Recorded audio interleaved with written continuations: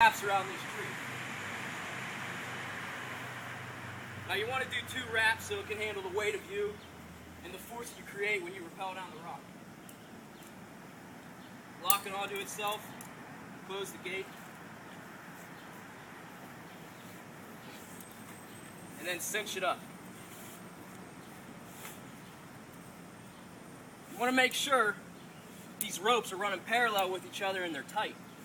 Because if they're not, when you rappel and you create that force, it's going to make these loops cinch together and you're going to drop, okay? So just negate that from happening, so when you hook up your anchor point, just have all these ropes tight to each other. Just go around, check it out, you're good to go. And one last thing, make sure that your gate is facing up, all right? So whenever you're rappelling down, the force isn't going onto the gate. All right, so your anchor point's set up. Now I'm going to go over the 3 basic positions when you're rappelling. There's the repeller, the rappel master, and then there's the belayer. The repeller has the easiest and the best job. All he's got to do is put his harness on, make sure he doesn't have anything hanging out. He's got his shirt tucked in, no loose articles of clothing. Because when you rappel, you're creating this friction in your carabiner. If you get something caught in there, you could get stuck on the rock face, okay? And it will be a real pain to get it out. The next is the rappel master. The rappel master checks this knot, checks these 2 end-of-the-line bow lines, checks the carabiners, make sure they're locked, make sure the carabiners are on the upright position, and he'll check the repeller, make sure he has no loose articles of clothing, make sure that he has his harness on tight, and if he's tying a Swiss seat, just like the director was talking about, that all those knots are done correctly. The belay man doesn't have to be anybody in particular. It can just be the next repeller that goes down. He becomes the next rappel man, or the next belay man.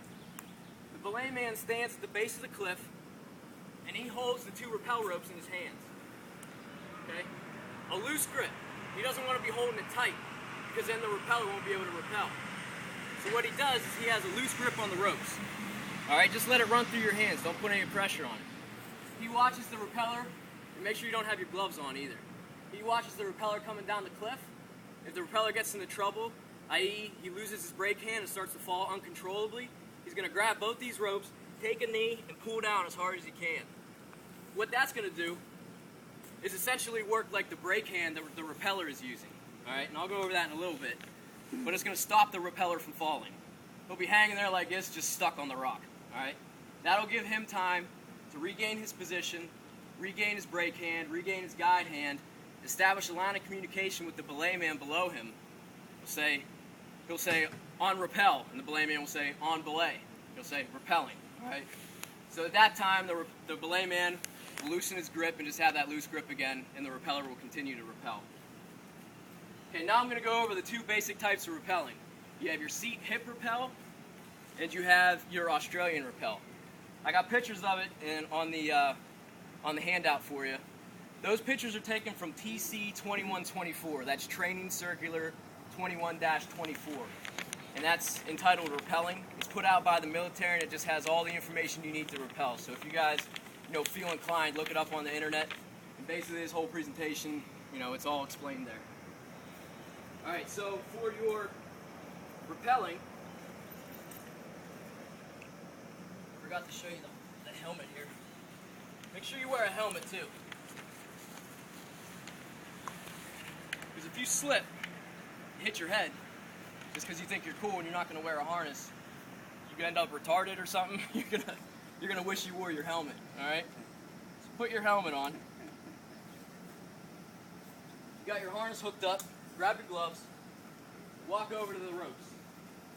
Now, when you're facing the anchor point, this is how you designate the left and right side of the rope. So when you're facing the anchor point, this is the left side of the rope. This is the right side of the rope. Your brake hand will always be your dominant hand. So the hand that you write with will be the hand that you're controlling your fall with. And your non-dominant hand is the hand you don't write with. So this, if you're left-handed, this would be vice versa. All right? I'm going to demonstrate how a right-hand repeller would do it. So he's going to face the ropes. His non-dominant hand would be facing towards the anchor point. He's going to reach down, grab the 2 ropes, snap it through his carabiner. All right, so you got 2 ropes through. He's going to use his non-dominant hand, pull an arm's length of slack towards the anchor point, bring it underneath the carabiner back through. He's going to lock his carabiner, and then to check it, you got to make sure you got 4 ropes going through your carabiner.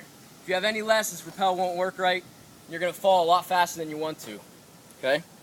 This creates a double round turn through the carabiner, which Jean Charlet came up with back in 1879. All right, and this will create the friction needed to successfully rappel.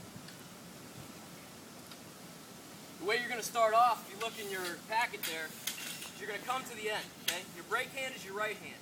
Come to the center of your back is the brake position. The open position is your arm stretched out like this. Okay, this is your guide hand. You're going to keep it on the 2 ropes, just to make sure that you're straight on the rock and you're not swaying all over the place. Now to start your rappel, you're going to ease yourself over the rock face, so your legs are going to be perpendicular to the face of the rock, and your upper torso is going to be parallel to the rock. So you create an L-shaped position with your body, and that L-shaped position is in your hand out. Once you're good to go, and the rappel master says good, start to rappel. Brake, rappel. All right, all the way down to the belay man. That is the hip seat rappel. Next I'm going to demonstrate the Australian rappel. The Australian rappel came about through the military. And the reason for it is so an assaulter, if you will, an infantryman basically who's assaulting an objective or he's going into a hostile area, has one free hand. And with that free hand he's going to be holding his M4 or M16 shooting at the enemy. Your harness is going to be a doubled up 10-foot sling rope. And by doubling, the way to double a rope up is to find the 2 ends, work it into the center, and that bite that you create, all right, that's the center of the rope. All you're going to do is you're going to wrap it around your waist, above your hip bone, below your rib cage. Make sure you're equal here. And tie the knot right above your navel. You're going to tie a square knot.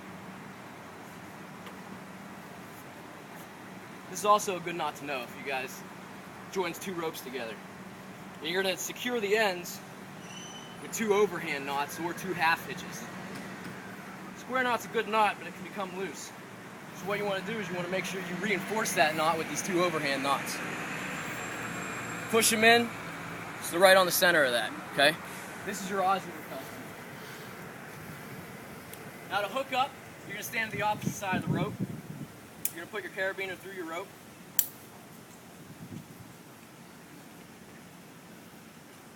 This is the same way as you did before. 2 through, create slack, back around. Make sure you got your 4 ropes through. Make sure you lock your carabiner. Put your gloves on.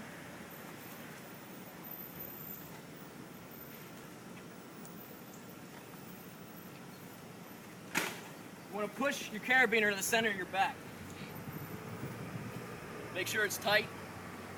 This is the brake position, is your hand to the opposite shoulder, to your non-dominant shoulder. All right? The open position is your hand out in front of you like this. Okay? Now to start this rappel, as you can see I got this free hand. And that's what this free hand was for, was shooting your M4 as you're coming down, either out of a helicopter or over a cliff. To start this rappel, you're going to, let's say the tip of my toes right here is the rock face. You want to ease yourself down until you are perpendicular with the rock. Okay? Once you're perpendicular and you got the go from the rappel master, you release and you go. This is a very fast rappel. It's not braked. It's not slow like the hip seat rappel. You're not going to be able to just stop yourself and hang out. So it's for a more advanced rappeller, if you will. Now during